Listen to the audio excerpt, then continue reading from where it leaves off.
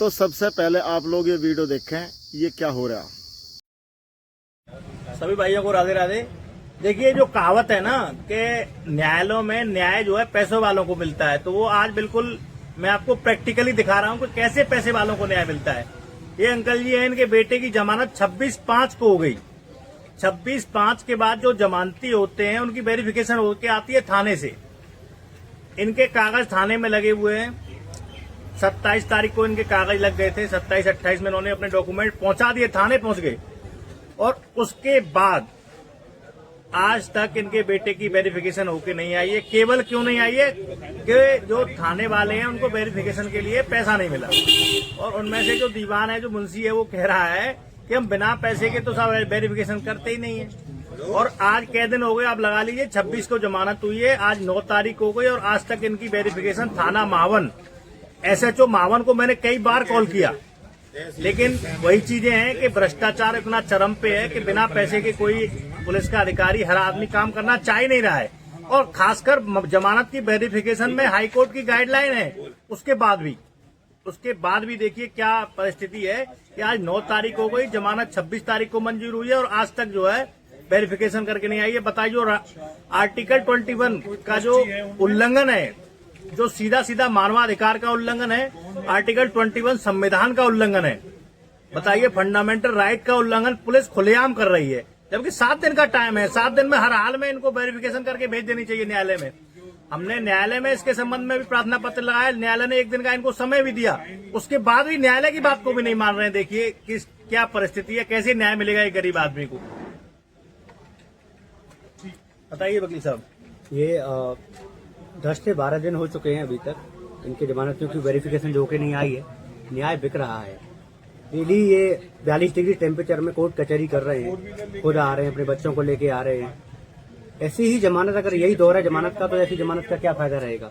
जमानत मिलने के बाद 15 दिन होने को है, अभी तक जो अभियुक्त है वो जेल से बाहर नहीं आ पा रहा है। चौकी और थानों में जो इस तरह का भ्रष्टाचार चल रहा है, उनका सीधा सा कहना है मुंशी और जो SHO बिना पैसे के तो काम होगा ही नहीं। इन पर कोर्ट ऑफ कंटेंट की कार्रवाई होनी चाहिए। देखिए, पूरा दिन थाने में ये लोग कल बैठे रहे, इनके जमानती बैठे रहे, लेकिन उनके दिमाग पे जूं तक नहीं रहे। जिम्मेदार आदमी है वो SHO मावन, और उनके यहाँ एक अखिलेश मुंशी है, वो इसके पूर्ण जिम्मेदार हैं। माननीय कप्तान साहब इस मामले का संज्ञान लें कि माननीय न्यायालय से जमानत मंजूर होने के बाद 7 दिन के समय के बाद भी अगर वेरिफिकेशन नहीं आ रही है तो इनके ऊपर विभागीय कार्रवाई की जाए, SHO मावन के ऊपर और जो भी जिम्मेदार इनके जो पुलिस वाले हैं जो वेरिफिकेशन करते हैं उनके ऊपर। और इसका संज्ञान माननीय उच्च न्यायालय के माननीय मुख्य न्यायाधीश भी लें। हमारी इस वीडियो का संज्ञान लें कि जमानत मंजूर होने।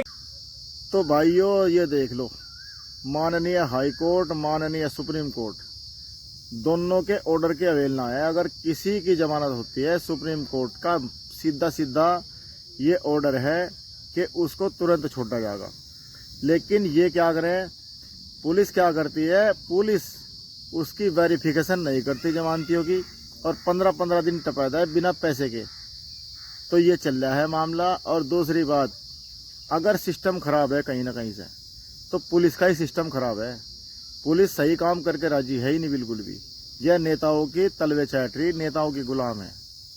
लॉ एंड ऑर्डर सिर्फ एक ही सरकार में था, वो सरकार थी बहन जी की। अगर किसी ने ये कह दिया ना कि अगर मेरा काम हो रहा तो ठीक है, मैं कल को बहन जी से मिलूंगा जाएगा, लखनऊ बैठ रहा मैं अभी ट्रेन में, तो भाई साहब पूरी एडमिनिस्ट्रेट की पैंट गिल्ली हो जाती और पैंट में मुतता था पूरा एडमिनिस्ट्रेट। तो कहीं ना कहीं यूपी में बदलाव की बहुत ही ज़रूरत है।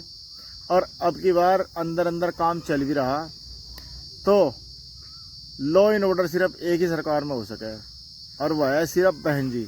और के बस की कोई बात नहीं है। बहन जी का नाम सुनते अधिकारी का कान, नाक, मुंह और बाढ़ सब कुछ खड़े हो जाए। काम ऐसा हो जैसे गोली की डाल। और पीड़ित को जो है ना अपनी गाड़ी में बिठा के लेके जा पुलिस।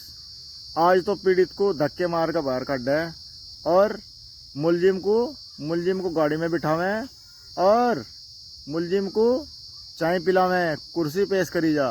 तो ये हाल चल रहा है।